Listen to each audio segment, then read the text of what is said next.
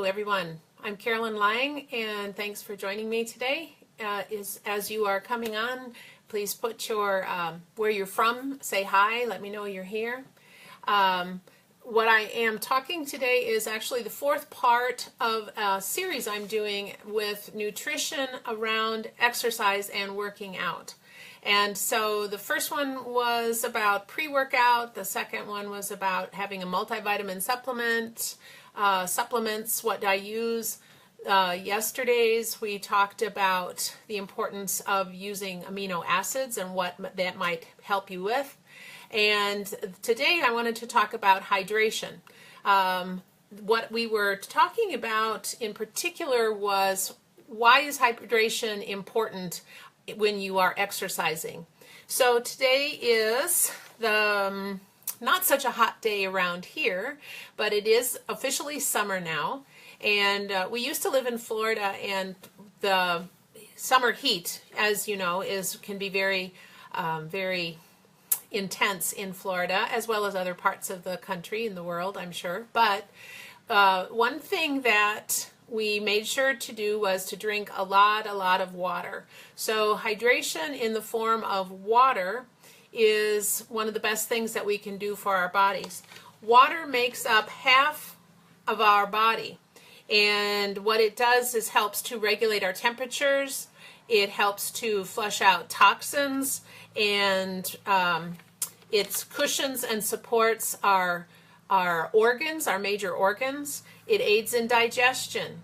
Water also is 75% made up 75% of our muscles and about 10% of our fat tissue, muscle tissue and fat tissue.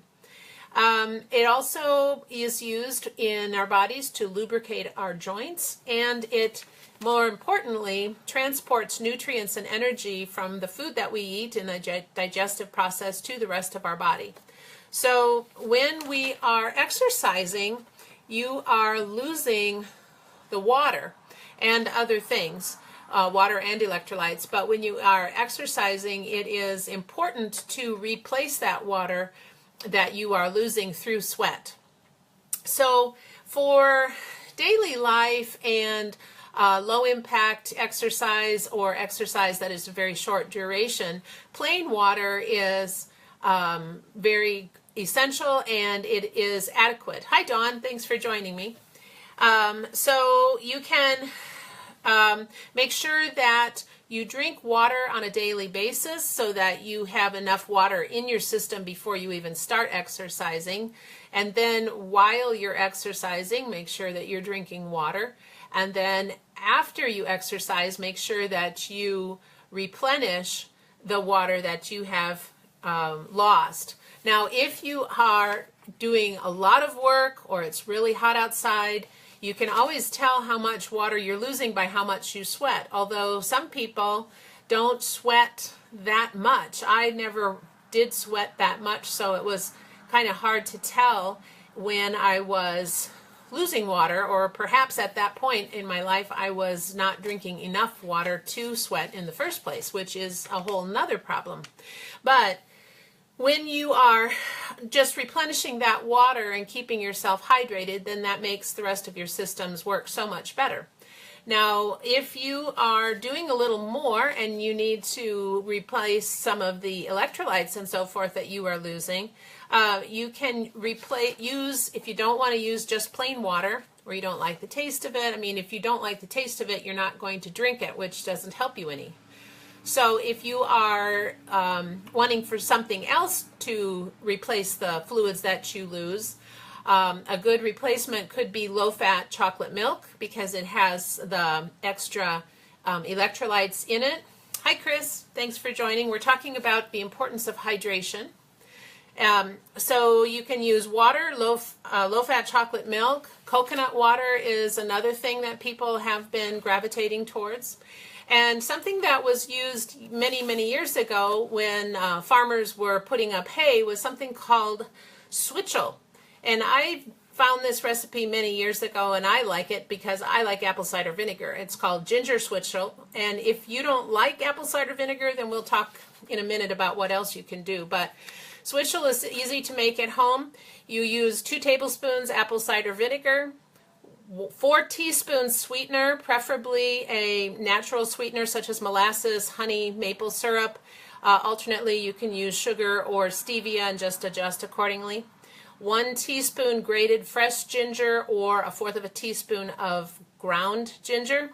And then a cup of water, and you just shake all that up and put it in a mason jar, keep it cold, and then you drink that, and that helps to replenish any electrolytes as well as fluids when you're outside.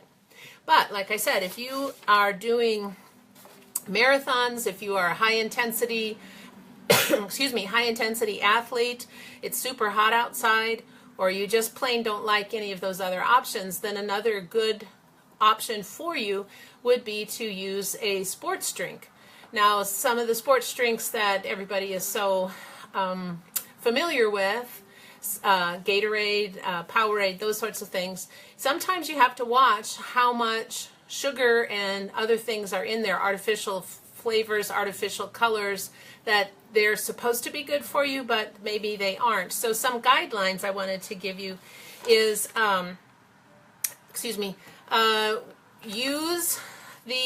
use them wisely. The fructose carbs in these, it is good to have some fructose carbs in these drinks because fructose, as opposed to some of the other sugars, actually helps to enhance your muscle performance. It helps to also hydrate your cells more so than some of the other sugars.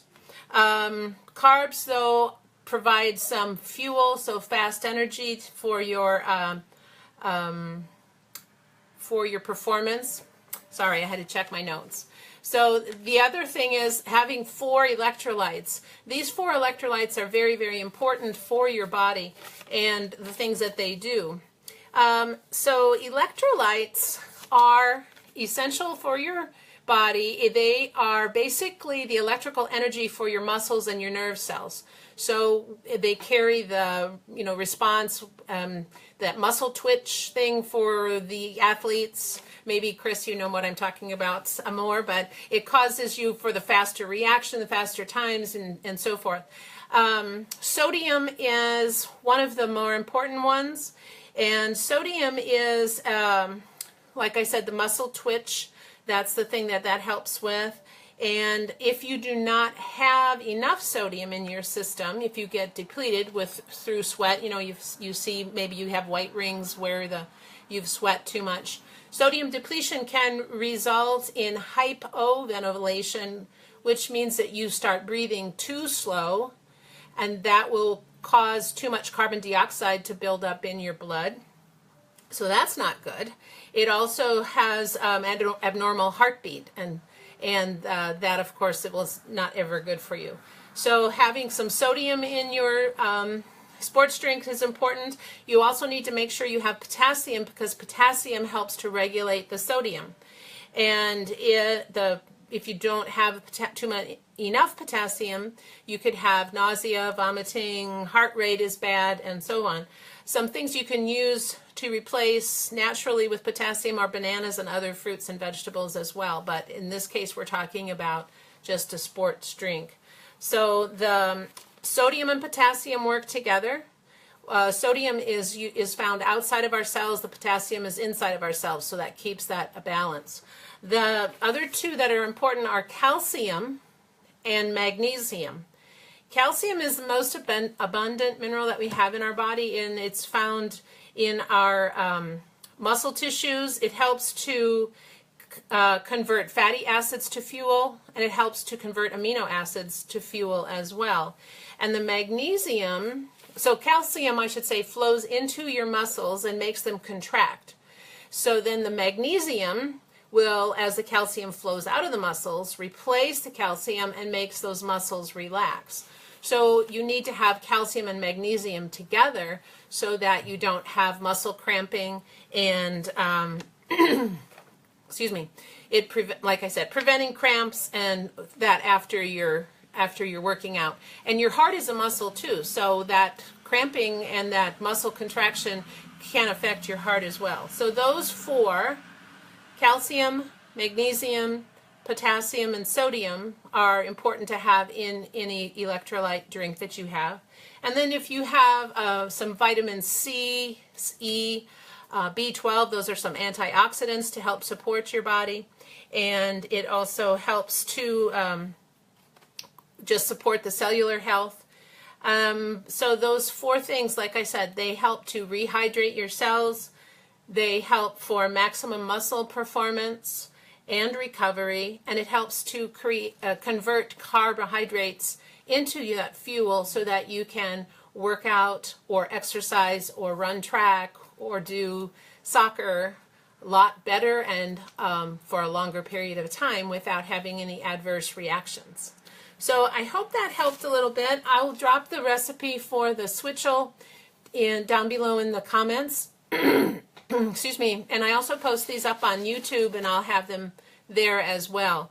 But that is why it is important to have hydration in your exercise, or as part of your exercise regimen, and what can happen or what you need to use to prevent problems from happening with the different electrolytes to look for. So I hope that helps, and I hope you're having a great day today, and we'll see you tomorrow with the last installment of our nutrition series for exercise. Thanks very much for joining me. Bye.